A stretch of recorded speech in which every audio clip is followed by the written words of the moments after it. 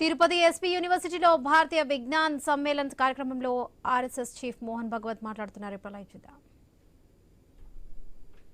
ये असत्य नहीं है, मिथ्या इज रिलेटिव ट्रुथ. कुछ दूर तक वो भी सत्य, उसमें से जाना पड़ता है.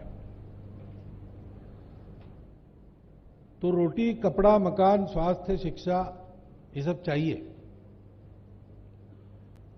उसमें आराम चाहिए, कष्ट कम करने चाहिए, परंतु यहां रुकना नहीं चाहिए. वास्तव में सुख चाहिए तो दो बातें हैं. सुख अपने अंदर होता है, बाहर नहीं होता है, मानने पर होता है. एक रसगुल्ला खाएंगे सुखी होंगे, 25 खाएंगे तो अधिक सुखी होंगे. 50 खाने वाले भी है, 100 खाने वाले भी है, परंतु कभी न कभी यह स्थिति आती है कि फिर से रसगुल्ला सामने लाया तो उल्टी होने जैसी भावना होती है. तो रसगुल्ले में सुख नहीं है, सुख हमारे अंदर है. ये हमारे अंदर जिसको सुख होता है वो कोने खोजो तो सुख का सोर्स ही मिल जाएगा. क्योंकि सुख बाहर नहीं, सुख अंदर है. और दूसरी बात है, सुख अकेले का संभव नहीं है. मैं अकेला सुखी हो नहीं सकता. मान लीजिए दुनिया की सारी संपत्ति मेरे पास आ गई, मेरी सारी आकांक्षाएं पूर्ण हो गई, मैं अकेला सुखी हो भी गया तो भी बाकी दुनिया मुझे सुख से जीने नहीं देगी, क्योंकि बाकी दुनिया है. मैं अकेला जी नहीं सकता. मुझे परिवार चाहिए, मुझे अपने रिश्ते नाते चाहिए, मुझे पेड़ पौधों को भी आदत हो जाती है. सुखी होने के बाद भी मैं जू में जाके प्राणी देखता हूं या जंगल में जाके उनको उनकी प्राकृतिक अवस्था में, ये सब चाहिए मुझे. ये सब जब तक सुखी नहीं होता तब तक मैं सुखी नहीं होता. इसलिए एक बात मुख्यमंत्री जी ने कही, बड़ी महत्व की बात है, विकास ऐसा नहीं होना चाहिए जिससे समाज में दो वर्ग तैयार हो, सुखी लोगों का और दुखी लोगों का, हैव्स और हैव नॉट. ये गलत विकास है. विकास ऐसा होना चाहिए, मनुष्य की क्षमताओं में फर्क रहता है, इसलिए अपने पराक्रम से कौन कितना पाता है इसमें अंतर रहेगा, लेकिन ये अंतर कम से कम रहे. वो अंतर मनुष्य को जो अवसर मिलता है उसमें अंतर है, इसलिए नहीं होना चाहिए. मनुष्य को जो साधन उपलब्ध है उसमें कम ज्यादा है, इसलिए नहीं होना चाहिए. मनुष्य को उसकी क्षमता के अनुसार कम ज्यादा हुआ तो मनुष्य को भी दुख नहीं होता, लेकिन समान क्षमता वाले एक को उपलब्ध है, दूसरे को नहीं है, इससे दुख उत्पन्न होता है, वैर उत्पन्न होता है, और फिर बैरी एक दूसरे को सुख से जीने नहीं देते. और इसलिए विकास की भारतीय अवधारणा वो कहती है दोनों जानो. अब विचार जो किया वो अगर अधूरे दृष्टि पर किया तो अहंकार भी आ जाता है, क्योंकि मेरा ही अस्तित्व है और तो कोई है नहीं, मुझे ही जीना है. Struggle for existence, survival of the fittest. तो स्ट्रगल तो है, हमारा सबसे झगड़ा है, क्योंकि स्पर्धा है, और इसलिए सबसे बलवान बन के मुझे आगे जाना पड़ेगा. मेरे उपयोगी होंगे उनको मैं रख लूंगा, मेरे लिए अनुपयोगी है उनको छोड़ दूंगा, उनका विचार नहीं करूंगा, और विरोधी है उनको समाप्त करूंगा, क्योंकि मुझे सुखी होना है.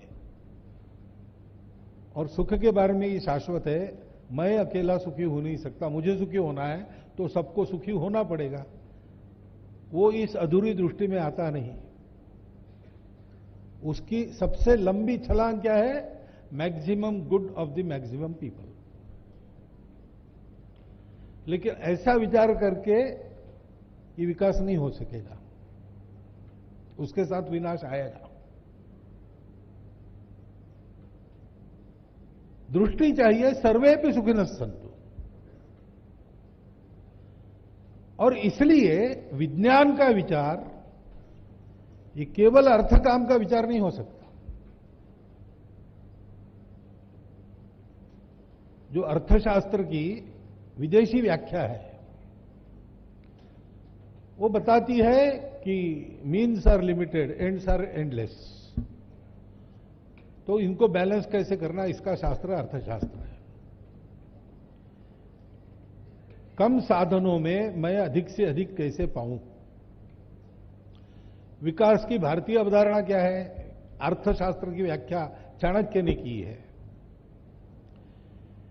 कि प्रजा का योगक्षेम जिससे चलता है वो शास्त्र अर्थशास्त्र है।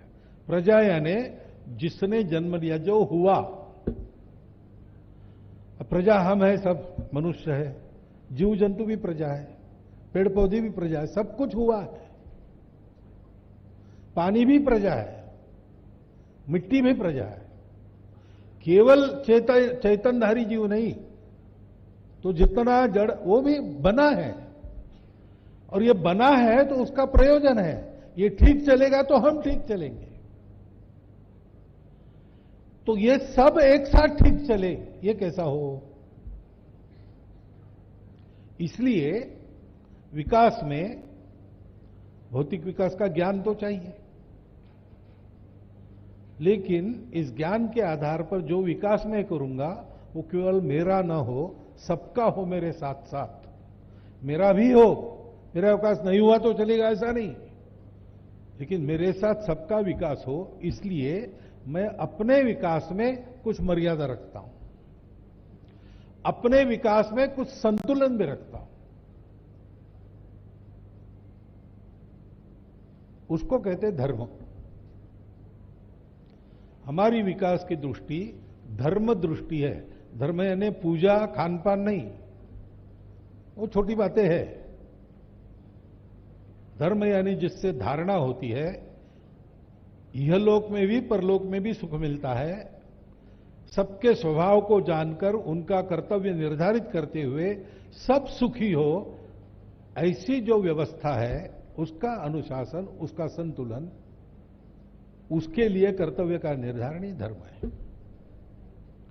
हमारी विकास की दृष्टि धर्म दृष्टि है। अब ये बात जब मैं कहता हूं तो बहुत लोग मानते हैं कि ये तो विरोधी बात हो गई ना, विज्ञान और धर्म का क्या संबंध है। पहला कारण इसका यह है कि वो धर्म को रिलीजन समझते। धर्म ही रिलीजन नहीं है। धर्म है सृष्टि चलने का शास्त्र है, सृष्टि चलने का नियम है। वो आप मानो न मानो वो है, वो कोई भी उससे अलग हो नहीं सकता। उसी के आधार पर चलता है। उसमें गड़बड़ होती है तब विनाश होता है। उसको पहचान के चलना। परंतु विज्ञान में धर्म का स्थान नहीं, क्योंकि यह माना गया है कि धर्म में विज्ञान का स्थान नहीं। अभी जो फंडामेंटल है यही गलत है।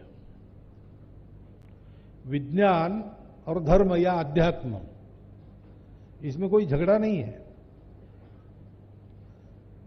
रास्ते अलग अलग है, लेकिन गंतव्य तो एक ही है, जानना। सत्य को जानने वाली बात है। भौतिकता की मर्यादा में विज्ञान को हमने जकड़ दिया, वरना विज्ञान भी वहीं जाता। आप देखिए अभी जो प्रगत विज्ञान है वो कॉन्शियसनेस की बात कर रहा है कि नहीं? और वो कहता है, नोएटिक साइंस नाम का नया नाम आजकल हम सुन रहे हैं। जो हम पढ़ रहे थे साइंस कॉलेज में तब हमने नहीं सुना था। वो कॉन्शियसनेस स्टडी है। वो स्टडी कहता है कि consciousness is not local, it is universal. दुनिया भर में जो कॉन्शियसनेस है वो एक ही है। अब सर्वम खल्विदम ब्रह्मम, और इसमें क्या फर्क है? ब्रह्म भी बोध ही है, प्रज्ञानम ब्रह्मम। अगर प्रज्ञानम ब्रह्मम है तो कॉन्शियसनेस और प्रज्ञान समान।